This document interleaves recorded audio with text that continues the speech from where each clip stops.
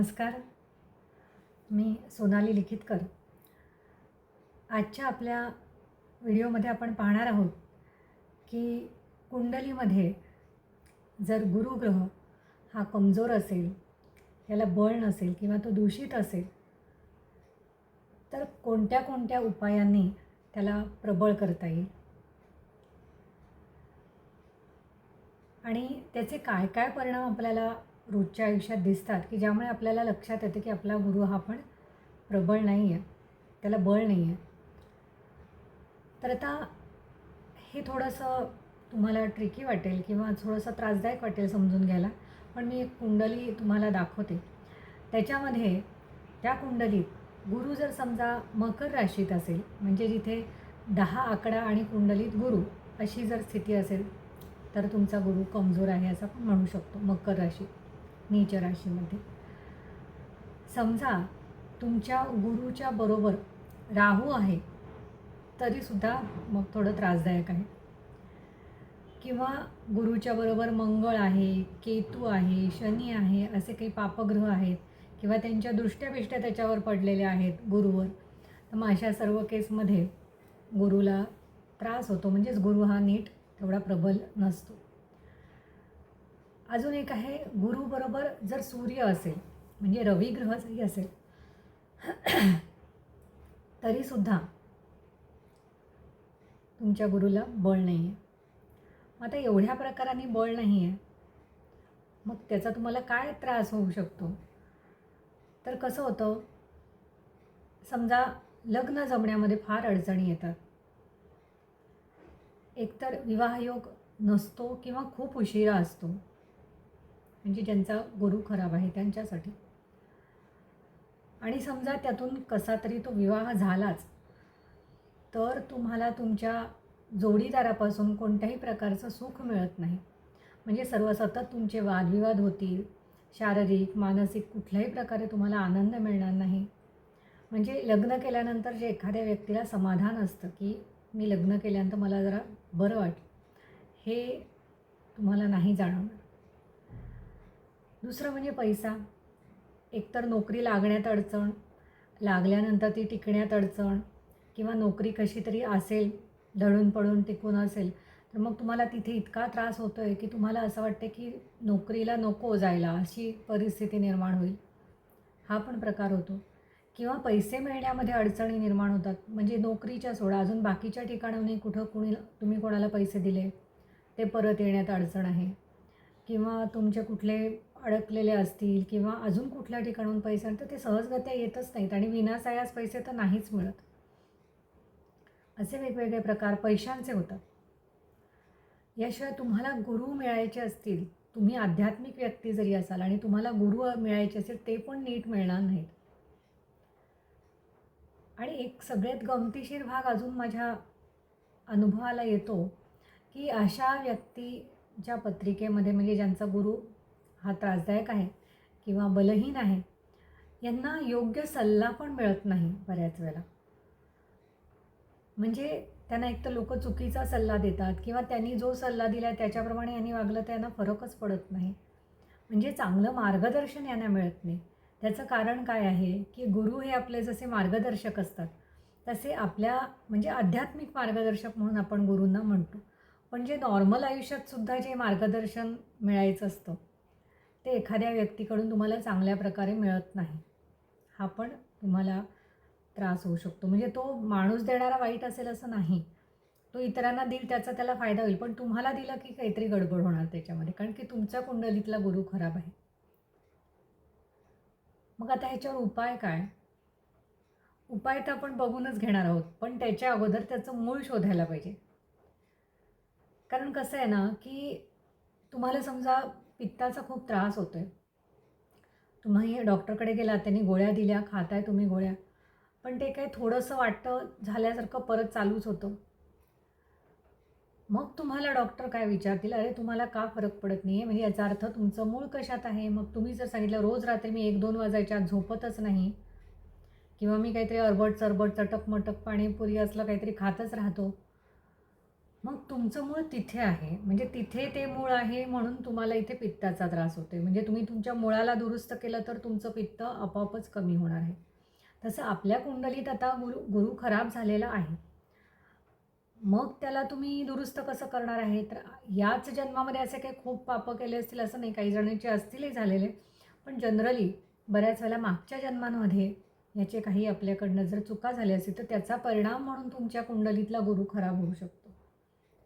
मग काय असतील बरं या चुका, किंवा ज्याच्यामुळे आपल्या कोणत्या कर्मांमुळे गुरु खराब होतो? तर मागच्या जन्मांमध्ये, म्हणजे अगदी लगेच मागच्या असं नाही, त्याच्याही काही आधीच्या जन्मांमध्ये तुमच्याकडून गुरुतुल्य व्यक्तीचा अपमान झाला असेल, अनादर झाला असेल, तरीसुद्धा तुमचा कुंडलीतला गुरु खराब असू शकतो. केवळ गुरुच नाही तर वरिष्ठ लोक, वयस्कर लोक, जाणते लोक यांचा अपमान, त्यांचा योग्य मान न देणं, किंवा त्यांना वाईट बोलणं, किंवा त्यांना शारीरिक, मानसिक सर्व प्रकारे त्रास देणं, अशा प्रकाराने सुद्धा तुम्हाला त्रास होऊ शकतो. दुसरं म्हणजे तुम्हाला जर चांगल्या गोष्टी कोणी दिल्या असतील तर त्याचा योग्य सदुपयोग न करणं. म्हणजे कोणीतरी तुम्हाला एखाद्याने सांगितलं की हे मला अन्नदान करायचं, हे घ्या पैसे, आणि तुम्ही एखाद्या ठिकाणी यात्रेला, तीर्थयात्रेला चाललात, तिथे हे दान द्या माझ्यासाठी, आणि त्या व्यक्तीनं त्याचा उपयोग दानासाठी न करता स्वतःच्याच आनंदासाठी केला, किंवा स्वतःच्याच नावाने दान देतो म्हणला, तर मग ते सुद्धा एक प्रकारचं पापच आहे, किंवा त्या गोष्टींमुळे सुद्धा तुमचा या जन्मीचा गुरु खराब झाला आहे असं होऊ शकतं. किंवा आपण जे बघतो मोठ्या मोठ्या धर्मादाय संस्थांमध्ये जे गैरव्यवहार चालतात, आणि जे लोक ते गैरव्यवहार करत असतील त्यांच्या कुंडलीत पुढच्या जन्मी नक्की गुरु खराब असणार आहे. एखाद्या चांगल्या गोष्टीसाठी दिलेलं दान हे त्या गोष्टीसाठी न वापरता केवळ स्वतःच्या स्वार्थासाठी त्याचा उपयोग केला जात असेल, आणि त्याच्यामध्ये दुसऱ्या कोणाचाही आनंद नसेल, तर मग मात्र ते दान हे वाईट समजलं जाईल अशा प्रकारचं मिळालेलं, आणि त्यामध्ये तसं करणाऱ्या व्यक्तीला त्याचा गुरु पुढच्या जन्मी खराब असून त्याचा तो त्रास त्याला होणार आहे. म्हणजे पुढच्या जन्मी, किंवा परमेश्वर ज्या जन्मात तुम्हाला तो त्रास भोगायचा ठरवला असेल त्या जन्मात तुम्हाला तुमच्या कुंडलीतला गुरु खराब दिसेल. म्हणजे कसं आहे की आपल्याला ते पण दुरुस्त करायला आलं पाहिजे. मग आता आपण कसं करणार ते दुरुस्त? मग त्या जन्मात जाऊन ती व्यक्ती कोण आहे माहिती नाही, एक्झॅक्टली काय वाईट काम केलं हे माहिती नाही. मग या जन्मी त्याला सुधार करण्यासाठी काही काही उपाय दिलेले आहेत. त्याच्यात सगळ्यात महत्त्वाचं म्हणजे आपण जे केलं आहे त्याच्या विरुद्ध, म्हणजे जिथे एक वाईट गोष्ट केली तर त्याच्या बदल्यात तुम्हाला 10 चांगल्या गोष्टी करायला लागतील, असा एक साधारण हिशोब आहे. तिथे एखाद्याचे 1,00,000 रुपये बुडवलेत, या जन्मी 10,00,000 रुपये तुम्हाला द्यायला लागतील, किंवा ते जे काही प्रमाण असेल, 100 वर्षापूर्वी 1,00,000ची जी काही किंमत असेल, या जन्मात 1,00,00,000 असेल, तर तशा प्रमाणात तुमचा तोटा तिथे होणार आहे.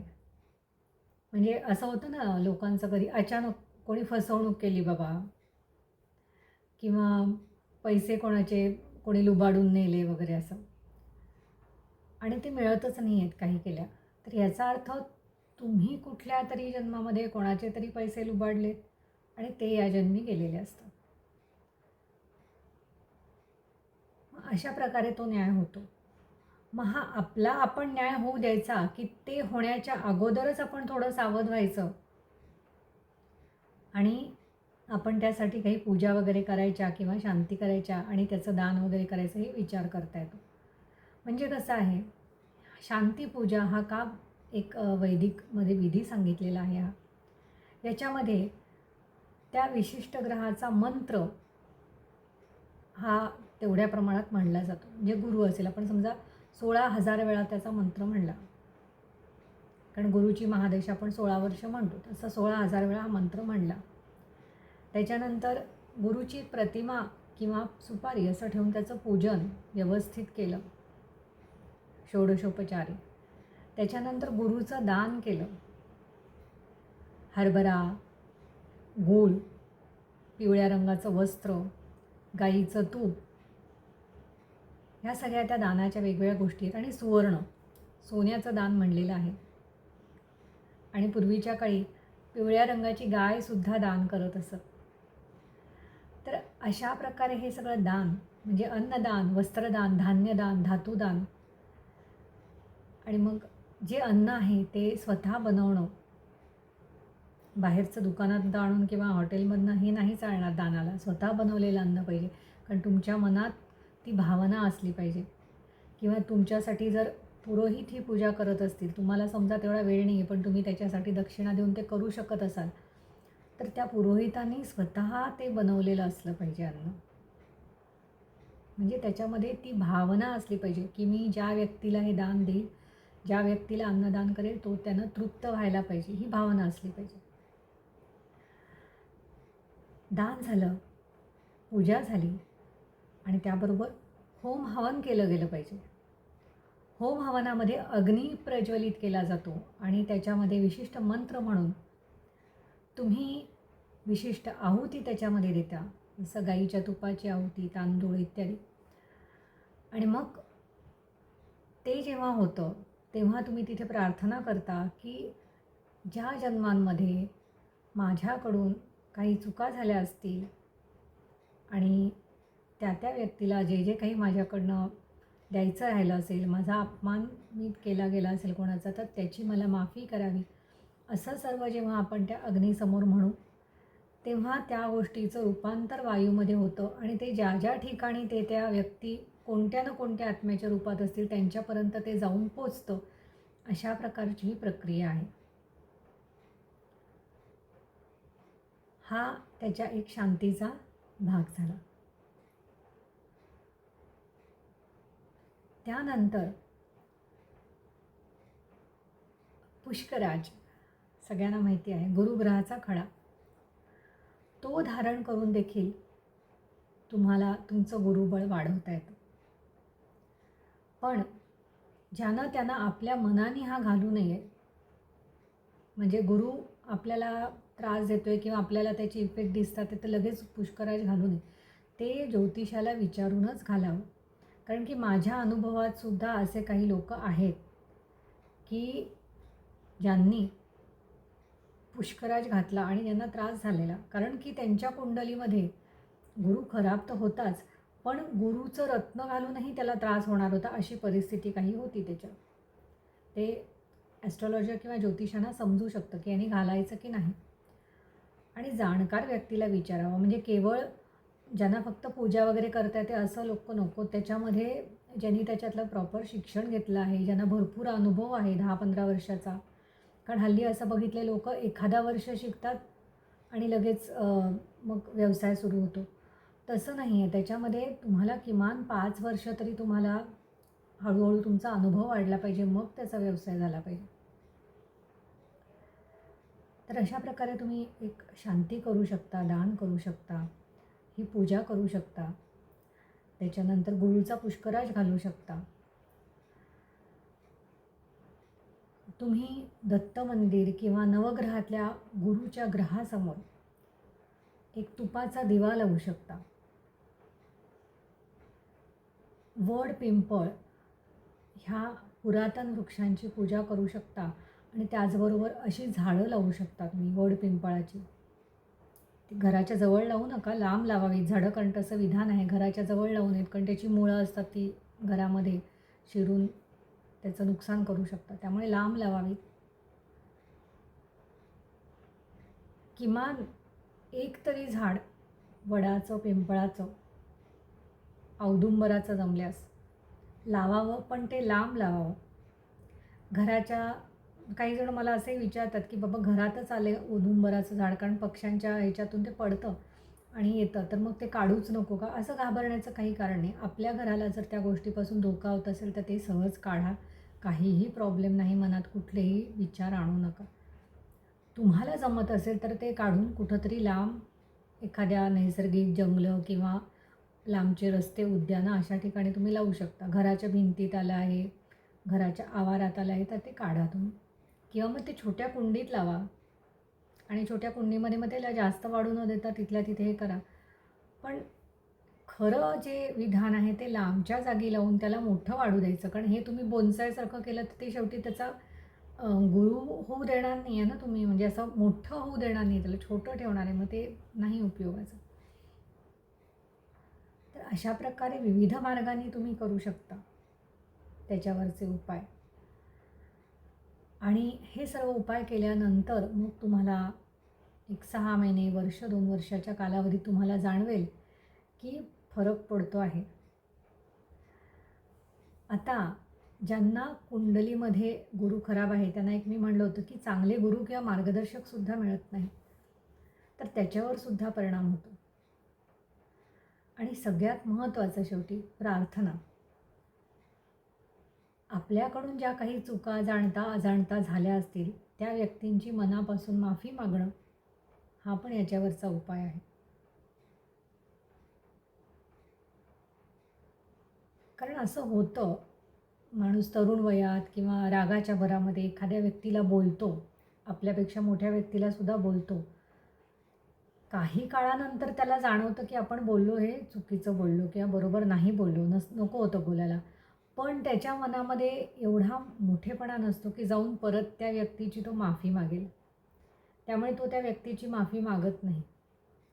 मग मी म्हणते ठीक आहे, खरं तर तशीच माफी मागा जाऊन, पण नाही समजा ते करता आलं, तर निदान मनामध्ये तरी तुम्ही तो विचार करा की या व्यक्तीचं मी काहीतरी चुकीचं वागलो आहे, तर त्याच्याबद्दल मला माफ कर.